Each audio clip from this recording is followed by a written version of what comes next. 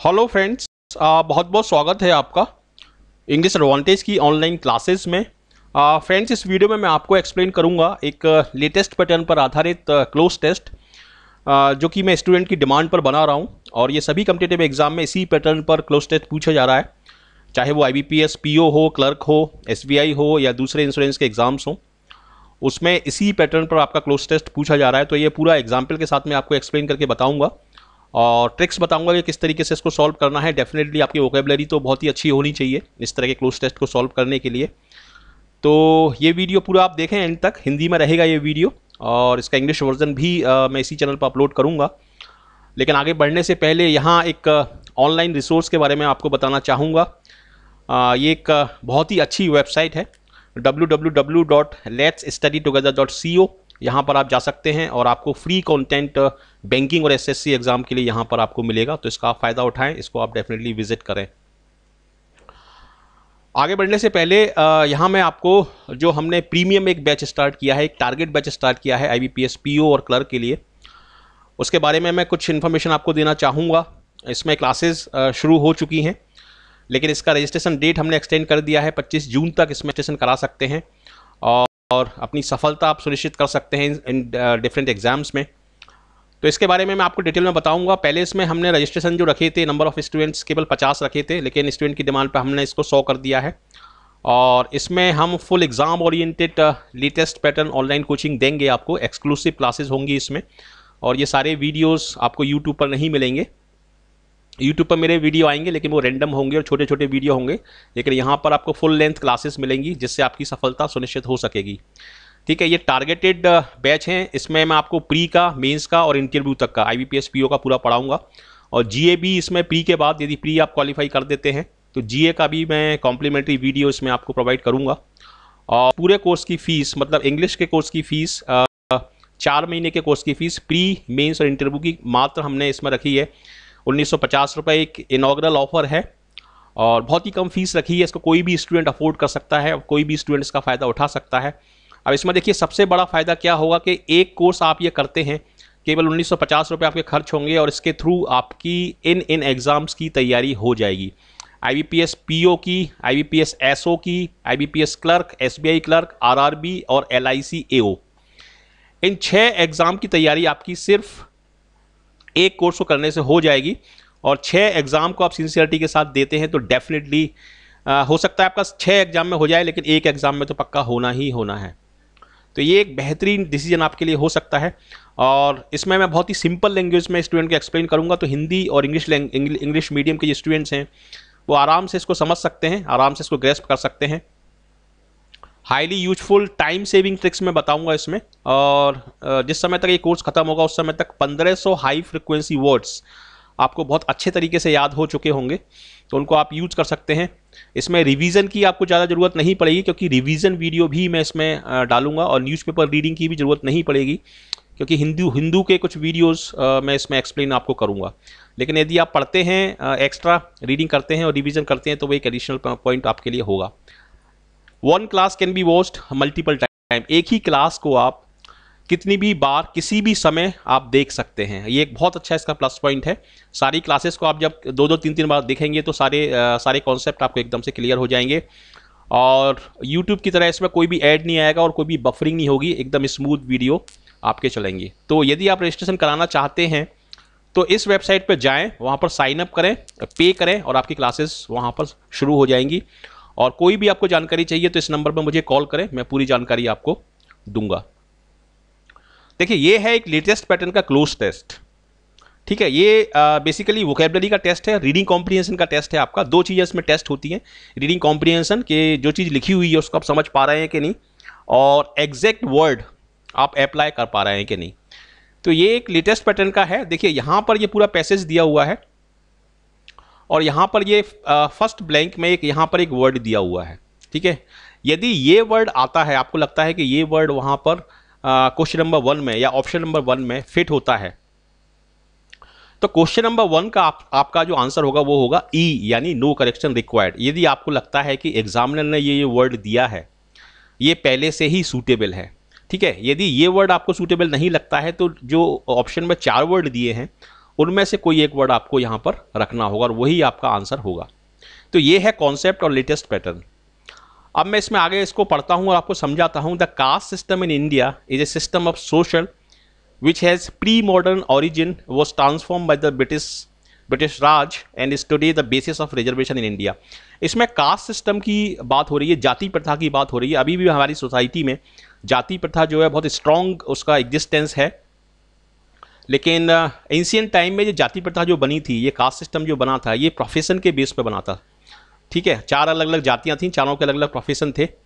तो सोशल के साथ यहाँ पर क्या वर्ड आएगा? डाइवर्सिफिकेशन आएगा या इवोल्यूशन आएगा, स्ट्रेटिफिकेशन आएगा, डिस्टिंक्शन आएगा, डेमार्केशन आएगा। ठीक है, देखिए डाइवर्सिफिकेशन का मतलब होता है किसी काम को फैलाना। सपोज मैं एक बिजनेस करता हूं, तो इस बिजनेस को जब मैं अलग अलग फील्ड्स में ब्रांच आउट करूंगा, फैलाऊंगा, तो उसको मैं बोलूंगा डाइवर्सिफिकेशन। इवोल्यूशन का मतलब होता है उत्पत्ति या किसी चीज़ का विकास होना धीमे धीमे।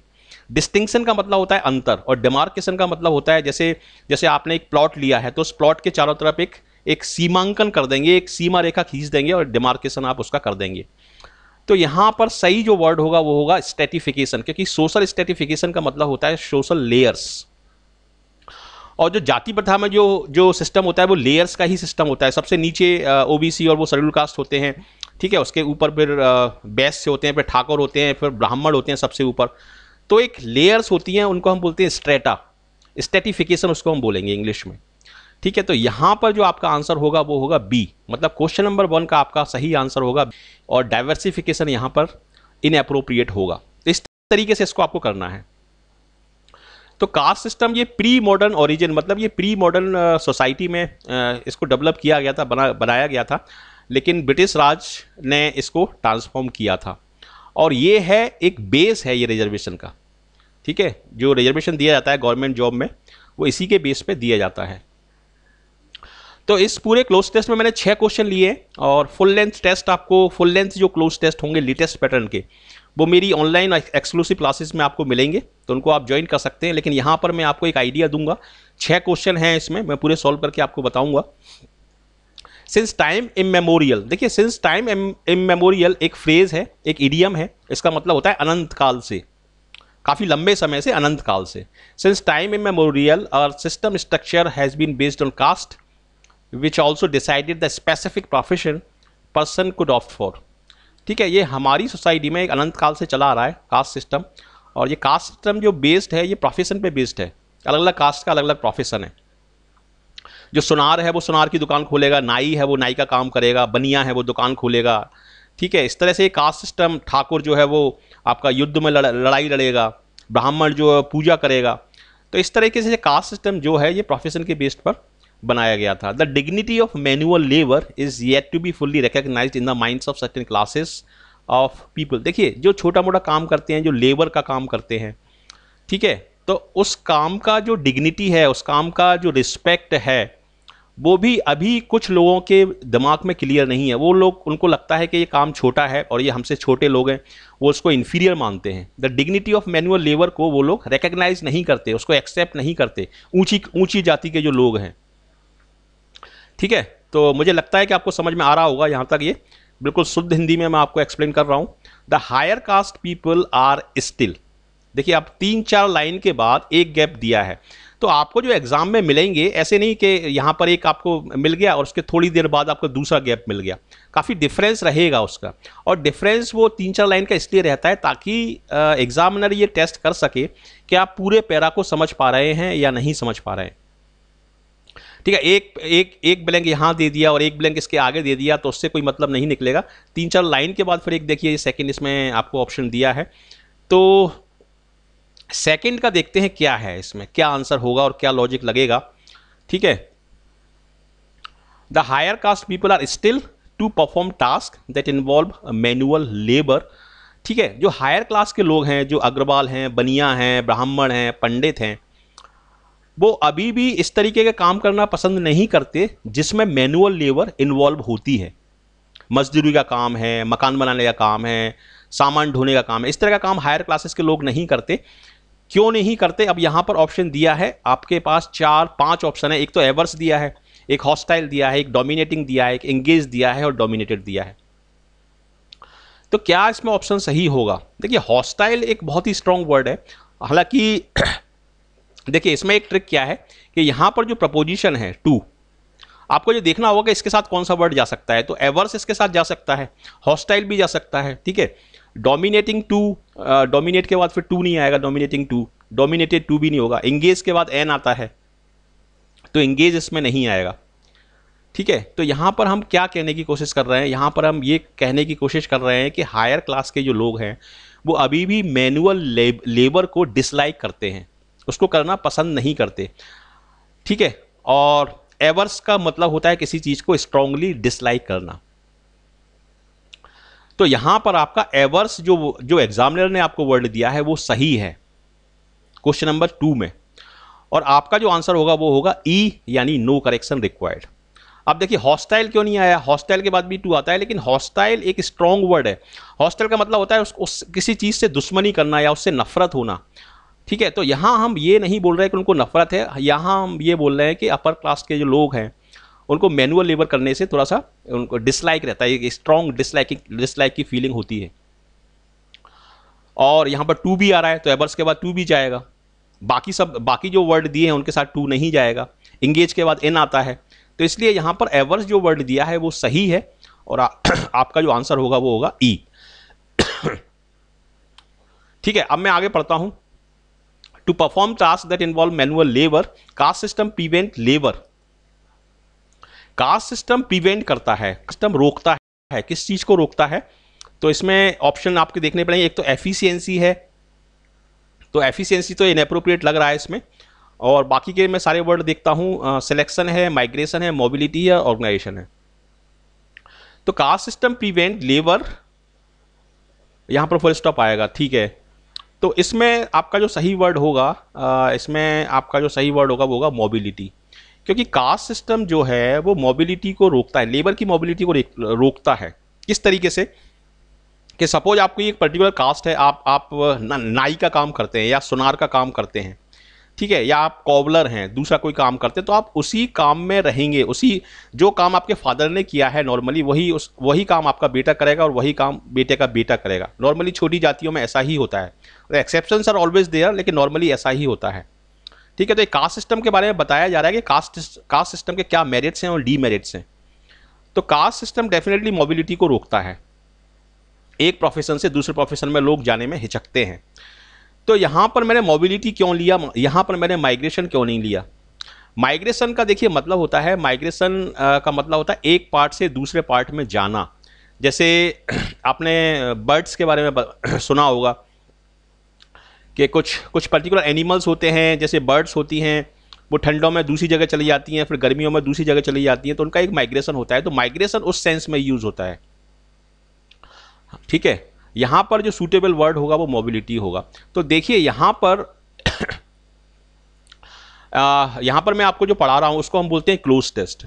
और क्लोज टेस्ट का मतलब है कि यहां पर जो वर्ड दिए हैं उनका मीनिंग काफी क्लोज है, मतलब आपको 100% करेक्ट और ऑलमोस्ट करेक्ट, 100% करेक्ट और ऑलमोस्ट करेक्ट में से 100% जो करेक्ट होगा, 100% जो सूटेबल होगा, वो वर्ड आपको सिलेक्ट करके वहां पर वो आपका आंसर होगा। तो यहां पर लेबर के साथ मोबिलिटी वर्ड एकदम फिट है यहां पर, तो इसलिए यहां पर आपका आंसर होगा B. It restrict the flow of labour from one profession to another as per their economic need, ठीक है। कास्ट सिस्टम जो होता है वो लेबर के फ्लो को रोकता है। नॉर्मली लोग एक प्रोफेशन से दूसरे प्रोफेशन में नहीं जाते, कोई बार्बर है तो उसका लड़का भी बार्बर ही होगा, कॉबलर है तो उसका लड़का भी कॉबलर ही होगा, नॉर्मली ऐसा ही होता है। तो ये काफी हद तक सही लिखा है इसमें। The caste system is based on concept of growth of independent workers. अब देखिए यहां पर आपको ट्रिक क्या लगानी है, यहां पर कॉमा लगा के इंडिपेंडेंट वर्कर लिखा हुआ है, ठीक है, और आपको एक वर्ड और चाहिए इंडिपेंडेंट वर्कर के इक्विवेलेंट।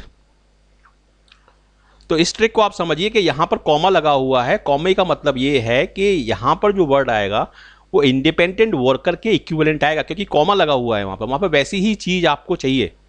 तो इंडिपेंडेंट का जो इक्विवेलेंट, सबसे फिट जो इक्विवेलेंट होगा वो होगा सेल्फ रिलायंट, ठीक है। ये है एक बेस्ट ट्रिक। तो इस तरीके से यहां पर जो आपका बेस्ट चॉइस होगी वो होगी self reliant and independent worker. Pre determined मतलब पहले से निश्चित, ऑब्स्टिनेट मतलब जिद्दी, रिजिड मतलब कड़ा।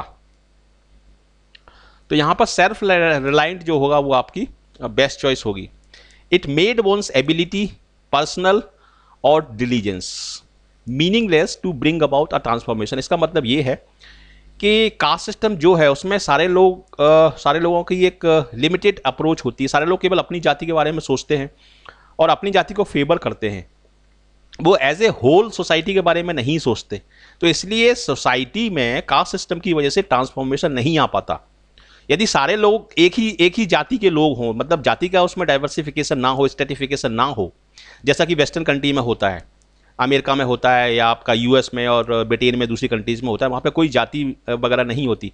तो सारे जो लोग हैं वो एज ए होल सोचते हैं, एज ए होल अपनी अपनी पूरी कंट्री को एक ही मानते हैं। लेकिन कास्ट सिस्टम की वजह से क्या है कि एक डिमार्केशन बन जाता है, एक डिस्टिंक्शन बन जाता है अलग अलग जाति के लोगों में। तो वही इसमें बात हो रही है कि ट्रांसफॉर्मेशन सोसाइटी में जाति की वजह से नहीं आ पाता। It made once ability personal और डिलीजेंस। अब यहां पर देखिए आपको क्या चाहिए, यहां पर फिफ्थ में आपको, यहां पर भी वही कॉन्सेप्ट है जो मैंने प्रीवियस क्वेश्चन में आपको बताया था कि यहां पर एबिलिटी दिया है और पर्सनल के बाद यहां पर आपको आंसर भरना है, और यहां पर दिया है डिलीजेंस। तो डिलीजेंस और एबिलिटी का इक्विवेलेंट वर्ड आपको चाहिए यहां पर, क्योंकि कॉमा लगा हुआ है यहां पर, मतलब 3 वर्ड आपको एक ही कैटेगरी के चाहिए। ठीक है, तो एबिलिटी का मतलब क्या है, योग्यता, डिलीजेंस का मतलब मेहनत करना, और एंडेवर का मतलब प्रयास करना। तो ये तीनों वर्ड एक ही कैटेगरी के आपके हो जाएंगे, राइट यहां पर आएगा। तो एंडेवर यहां पर आपका सही आंसर होगा, यानी प्रयास करना। ठीक है, ये होती है इसको सॉल्व करने की trick. The caste system developed limited feeling and hindered national unity. National unity को डेफिनेटली उसने हिंडर किया, और एक फीलिंग बनी लोगों की। वो फीलिंग जो थी वो किस तरह की थी, वो फीलिंग लिमिटेड थी, कन्वेंशनल थी, शॉर्ट साइटेड थी, या लिबरल थी। तो कास्ट सिस्टम की वजह से जो फीलिंग लोगों की बनती है वो एक लिमिटेड बनती है। उनका जो आउटलुक होता है वो अपनी कास्ट के बारे में ही सोचने का होता है, और वो देश और समाज के बारे में नहीं सोचते। तो इस तरह की थिंकिंग को हम बोलते हैं पैरोकियल थिंकिंग, यानी नैरो माइंडेड आउटलुक। ठीक है, हालांकि यहां पर शॉर्ट साइटेड भी काफ़ी क्लोज है और लिमिटेड भी काफ़ी क्लोज है, तो ये भी आंसर आपके हो सकते हैं, लेकिन ये करेक्ट आंसर है, 100% करेक्ट नहीं है।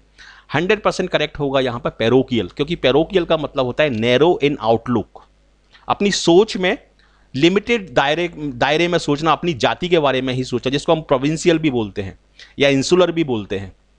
तो यहां पर इस तरीके से इसमें आपका 6 का ए इसमें आपका आंसर होगा।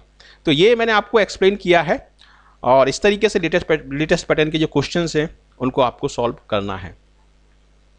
यहाँ पर आप रजिस्ट्रेशन करा सकते हैं ऑनलाइन, प्रीमियम जो क्लासेस हैं, जो टारगेट बैच है उसमें आप रजिस्ट्रेशन करा सकते हैं। मेरा नंबर दिया है, कोई भी क्वेरी है तो मुझसे आप बात करें, डेफिनेटली आपको सॉल्यूशन उसका मिलेगा, और आप इसका फ़ायदा उठाएं, डेफिनेटली आपको सफलता IBPS PO, क्लर्क और दूसरे सभी एग्जाम्स में मिलेगी। So thank you very much for watching this video, and I wish you all the best for your bright future. Thank you.